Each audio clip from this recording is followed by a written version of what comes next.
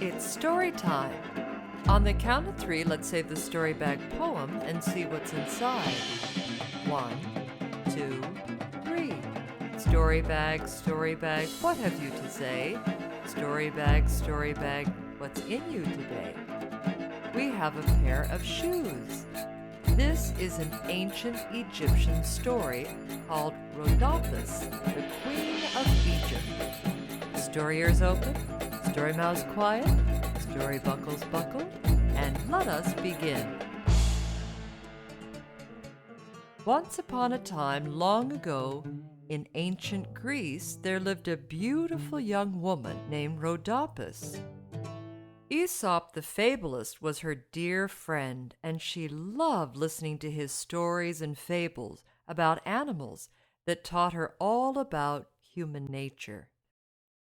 Rhodopis had long blonde hair, her eyes were green, and her skin was fair, so her cheeks were often sunburned, and that's how she got her name. In Greek, Rhodopis means rosy cheeks. One day, Rhodopis was at the beach, and a ship came in.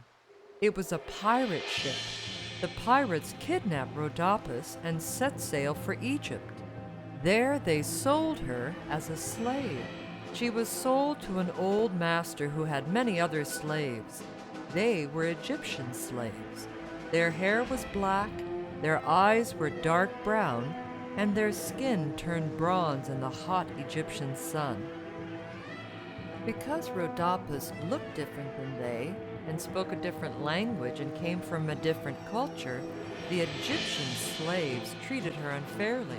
They were mean and made fun of her and gave her all the difficult chores to do. But Rhodopis remembered the lessons she had learned from Aesop's fables and never treated others harshly in return. One of the chores she was given was the laundry. She had to wash the clothes in the Nile River. It was dangerous as well as difficult work because there were crocodiles and hippopotamuses living in the river. One day, as she waited for the laundry to dry on the banks of the river, the wind in the trees and the rushing sound of the water made such beautiful music that Rhodopis began to dance. The river animals watched her dance, and even the crocodiles and hippopotamuses became her friends. Her old master, who had been taking a nap under a fig tree, awoke and saw her, and said anyone who dances as beautifully as she deserves a pair of shoes. He had a pair of rose-red shoes made for her, and they even had gold threads sewn in them. Rhodopis loved her new shoes, and danced even more beautifully than before. But the other slaves were jealous because she had something that they didn't have, and they treated her worse than before. One day, a new pharaoh came into power, and he invited all the households to present themselves to him in the city of Memphis. Everyone was invited, even the household where Rhodopis lived. But the other slaves said that she couldn't go because she was a foreigner and didn't belong. They also said that she had to stay and do the chores while they were away. So Rhodopis had to stay behind. As she was washing the laundry in the Nile one day, something amazing happened. She took off her rosy red shoes and left them on the banks of the river so they wouldn't get muddy. And as she was washing the clothes, she noticed that the sky grew dark. She looked up and saw a black spot coming out of the sun. The spot grew larger and larger, and Rhodopis saw that it was a bird, a large falcon. The falcon flew right at her and grabbed one of her shoes and flew away. "Come back!" she cried. But then she said that must be Horus, the Egyptian god, because he often takes the shape of a falcon. And indeed she was right. Horus took the shoe and flew up to the city of Memphis and dropped it into the lap of the pharaoh. The Pharaoh was very amazed at having a shoe fall out of the sky and land in his lap. The Pharaoh looked up and saw the falcon and said, "Horus has chosen my wife. I am to marry the woman who can wear this shoe." The Pharaoh knew that it was the job of Horus to choose the spouse for the ruler of Egypt.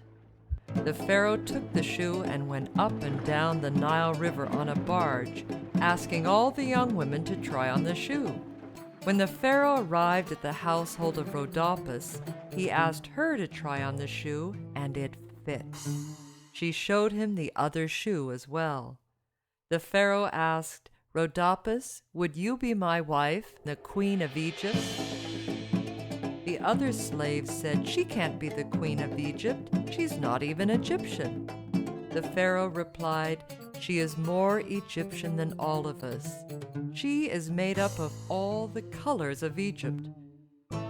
Her blonde hair is the color of papyrus, from which we make our boats and baskets and paper. Her green eyes are the same color as the Nile River, from which all our life springs. And her rosy red complexion is the color of the water lilies that blossom on the river each spring, promising new life and renewal." Rhodopis married the Pharaoh and became the queen of Egypt. When Aesop learned of her great fortune, he proudly told everyone the story of Rhodopis, a beautiful young woman who worked as a slave, lost her shoe, and became queen. And that story has been told many, many, many times since then. And there be my story, be it bitter or sweet. Take what you like, but leave enough for me to eat.